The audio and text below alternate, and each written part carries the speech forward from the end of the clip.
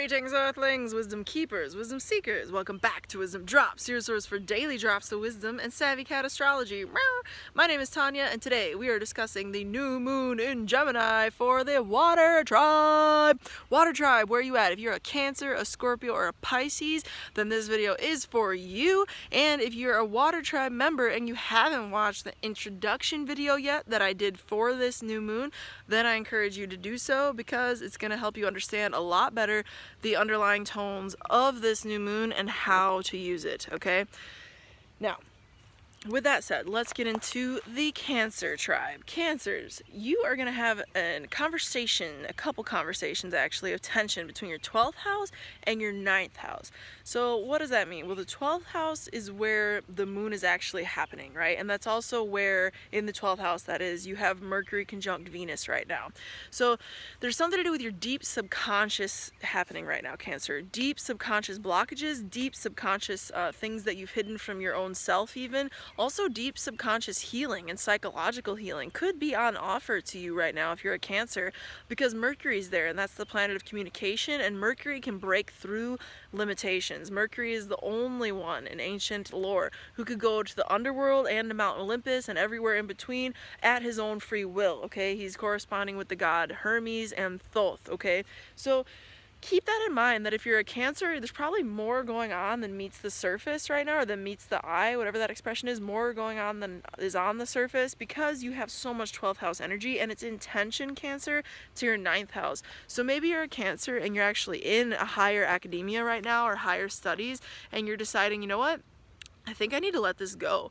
And if you're a Cancer and you really feel that, and you've been feeling it for a while maybe, or maybe it's new, but you've like vetted it through multiple friends and stuff, and it seems like the right decision for you to let that experience go, because it's a square, and a square is a conversation of tension, yeah, but it's also a conversation of manifestation. If you did not see the video that I just did on transiting square influence to your natal chart, be sure to check it out, because I go into way more depth there and the ancient symbolism of 90 degrees and like ancient Egypt and so forth. But because there's a square happening between the 12th house and the 9th house, there's something manifesting and also something in conflict or tension between what you're letting go of and your psychological deep subconscious self, what's underneath the surface, and your higher knowledge bank and your higher even academic pursuits, because the 9th house is there, or your spirituality is coming into some type of conflict with your deep subconscious self, and you're realizing, you know what, I'm not as religious as I thought I was, and I'm more spiritual. Or maybe you're like, you know what, I'm not XYZ religion, I'm actually more of this that's like more open and more fluid and less like rigid in its structure. That could also be something that you're going through, like letting go something that was a belief system of yours in order to be more authentic to whatever's coming up in your deep subconscious self at this point in the game, okay? Also in your 12th house, as I said earlier, you have that Mercury-Venus conjunction, so you could be receiving a lot of really beautiful dreams right now. If you're a Cancer person, your dream activity might be very nice, quite enjoyable, truly.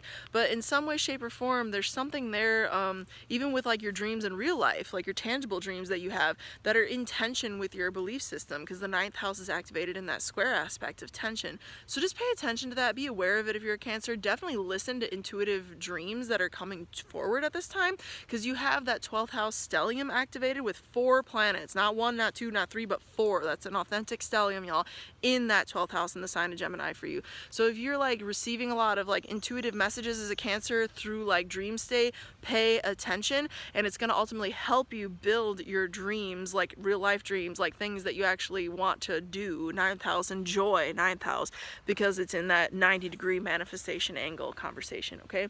Also, if you're a Cancer, you are having a positive aspect, between, is it your 12th and your 9th house again? Well, the moon is in your 12th house, and no, it's your 7th house. I made an error. I was like, that doesn't make any sense. So your 7th house is Capricorn, and that's where you currently have both Pluto and Jupiter, and your 8th house, which is other people's resources, because Saturn is currently in Aquarius, and that's your 8th house if you're a Cancer. So if you're a Cancer, there's something to do with your relationships that's featured within all of this too. Like maybe your relationship partner is telling you, I think it's time for you to let go of that belief system, because XYZ, it doesn't seem authentic with you anymore. Listen to that. If that's Cancer, you know, and that's happening to you right now, if that's your story right now, pay attention, because there's something coming to you through other people, and there's themes of loss and letting go, because the 8th house is activated with Saturn, and Saturn is the planet of severance, and so is Pluto. It's a planet of severance and transformation, and that's in the 7th and the 8th. So you could even be a Cancer who's letting go of a relationship right now that you thought made you really happy. It could be even your second marriage, because the 9th house is activated in that square here, with the 12th house being something that you lose. If that is the case, and say your partner's a Pisces, for example, you might be going through some type of a severance right now. Just saying, because, you know, you have the 12th and the 9th house activated, and the 7th and the 8th.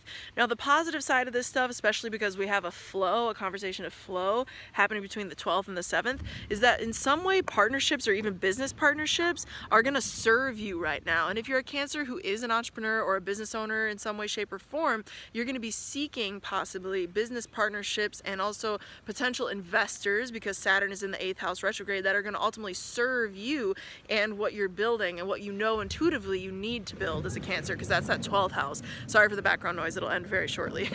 But with that said, you know, if you are a Cancer and you're going forward in that type of transformation in life right now, and you are seeking investors, pay attention, because investors could come through. People who are actually literally there for their purpose in your life to invest in your project, because you have so much activation between the 7th and the 8th house going on. So the 7th house is partnerships, the 8th house is other people's resources, other people's money. So you see how that all connects? Pay attention if you're receiving that as a Cancer, because it's here for you. It's here for you, okay? Now, if you're not subscribed yet, Cancer, subscribe, because I'm here for you every single day with astrology wisdom drops, and that's why we're here on the YouTube, so that you can get notified. So hit the bell icon too if you're gonna go ahead and do that. And if this video brought you any value, hit the like button, because, you know, sister's gotta work her way through the universe of the interwebs, you know what I'm saying? Moving along to Scorpio. Scorpio in the house. What is up, Scorpio? Scorpio, you're having some tension during this new moon between the 8th house and the 5th house, and that's twice over, because if you watch the intro video, Scorpio, which I highly recommend you do, it's going to help you understand the underlying tones of this new moon a lot more in depth. If you did watch that, you'll know that there's both a Mercury-Venus conjunction in square, okay, to Neptune in the sign of Pisces, and there's also a square between the moon and the sun itself, and Mars, okay, in the sign of Pisces. So there's like a twofold energy of the 8th house and the 5th house, and some conversation of tension, some conversation of like, we need to work something out here. Also, it's a 90-degree angle, so there's a whole manifestation component. If you didn't watch the video I just did on transiting square aspects to the natal chart and the whole symbology of 90 degrees, then I highly recommend that you do, because it's going to be explanatory as to what we're dealing with under this new moon.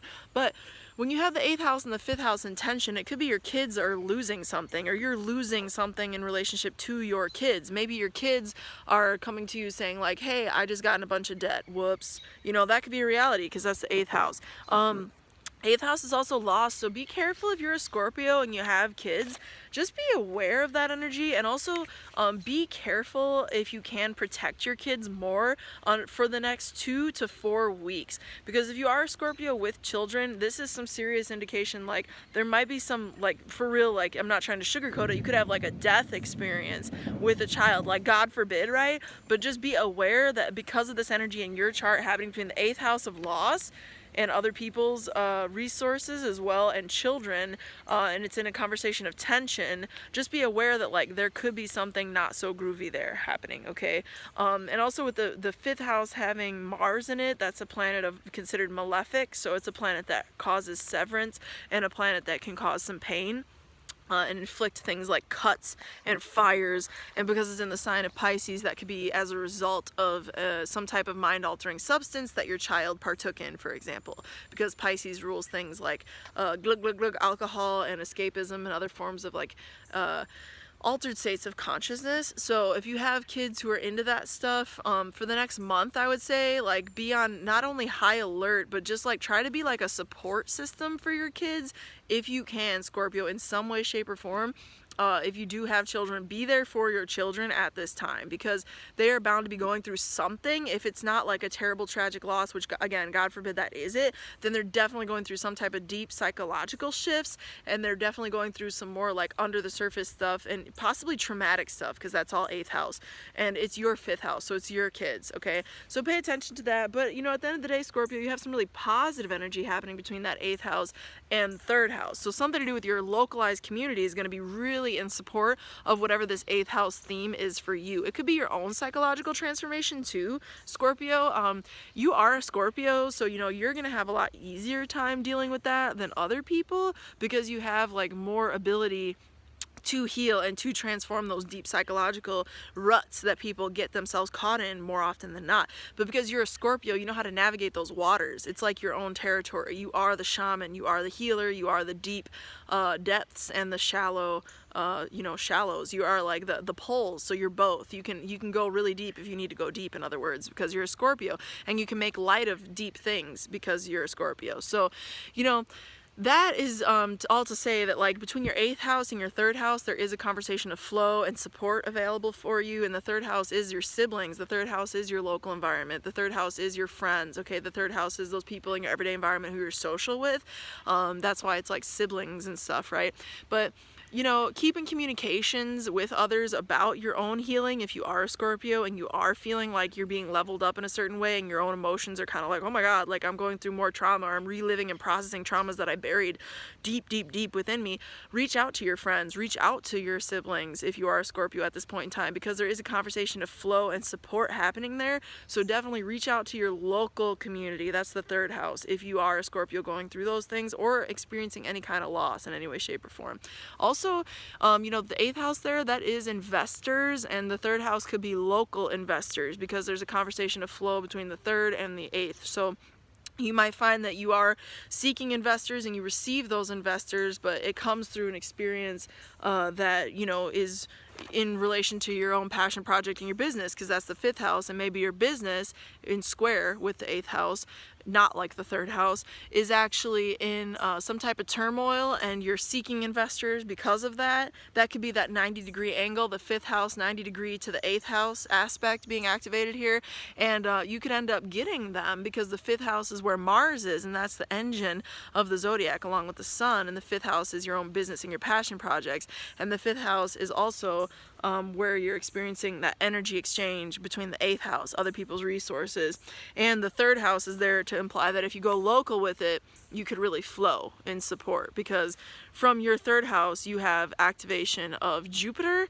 and Pluto. So transformation is happening at a local level and can come from a local level. Also, the 4th house is activated with Saturn, Father Time, the karmic planet, being there in Aquarius. So something you're building at home, or something like a home-based business that you're building, or a home even to do with land or property, Scorpio, that could be a thing for you right now because Saturn is there. But whatever it is for you, it's asking you to build. It's asking you to put in the energy, put in the time, put in the dedication a little bit every day, especially for the next 2 weeks, as long as the next month. And if you know that that's like an unreasonable timeline for what I'm talking about, then 6 months is what you're talking about, because that's going to be the lunation period of manifestation when we have a full moon in the sign of Gemini 6 months from now. Okay? So there's that to consider if you are a Scorpio. If you are a Scorpio and you like this video and you like my content, subscribe and hit the bell notification, because I love you and I'm here for you every single day of the week with new Savvy Cat Astrology and Wizdom drops. Also, make sure you hit the notification, like the little bell thing, because if you don't, you won't get updates on the videos whenever I post them. So do that, and if you did like it, share it with a friend. And I'm available for reading, Scorpio. If you want a reading with me, Wizdom Dropz, allz's@gmail.com. The info is down below for that. Peace. Moving on to Pisces. Pisces, where you at, Pisces? Good to be here with you. If you're at Pisces, you're experiencing some tense energy under this new moon between the 4th house and the 1st house. Why is that? The 4th house is Gemini, For you all in the first house is where you currently are experiencing a transit of Mars and Neptune. So if you're a Pisces, you're probably feeling a little conflicted right about now, a little bit like I'm this way and then I'm that way, but you're really in your water vibe, and that's where like the benefit of this time period is for you, I think, if you're a Pisces, because Mars is there and that's the motivator, that's the action planet, that's the planet of like we can, we will, we must succeed kind of like attitude, and also like the general force, and it's in your sign. So you're being lit up right now by Mars and by its energy. It's almost bringing its energy and its consciousness to your sign. Also is Neptune, which is the ruler of your sign in modern astrology. And so, you know, Neptune's there to help you realize more of your watery intuition, more of your watery nature, more of like who you are at a more energetic level, Pisces. So consider that. You know, amidst everything I'm about to say, but like your fourth and your first house in conflict, you know, you could have some type of issues at home for sure, and there could be something arising if you're a Pisces right now for you on the home front that feels kind of like challenging, and kind of like, you know, something like you don't know what to do with that energy, because your home environment is Gemini, and Gemini has a Mercury-Venus conjunction. Like, it could be an affair, low-key. Like, I'm not trying to, like, cast that on anybody, God forbid, but, like, because Mercury and Venus are there, and that's the planet of escapism, and it's in square to Neptune, or the combo of escapism and, like, in square to the planet of escapism, Neptune, you have, like, extra double, like, propensity to, like, either be the participant in an affair, because it looks more that way because Mars is actually in your sign. But it could also be like you're the recipient of an affair through your home environment. Like you came home and found somebody in bed with your partner, like God forbid, but like, you know, that could be a thing that comes about. If you suspect that in your partnership, it might be a good time to talk about it, but just be careful you're not getting like too caught up in fantasy and disillusionment, because whatever's coming to you right now, Pisces, trust and believe that it's coming to you for a reason, and it's coming to you to manifest something in your life of value, because the first house is involved. It's yourself, okay? And ultimately anything that you invest in terms of yourself is going to reap you results. And there's, regardless of what's going on, if you're like totally single, and like also if that situation just otherwise does not pertain to you, then great. But like be aware that there could be some changes that you're being called by the universe to make in your first and fourth house, being like your home, your actual house, fourth house, or where you're from even. You can feel like if you're a Pisces and you need to go back home, like where you're from right now, that could really serve you ultimately.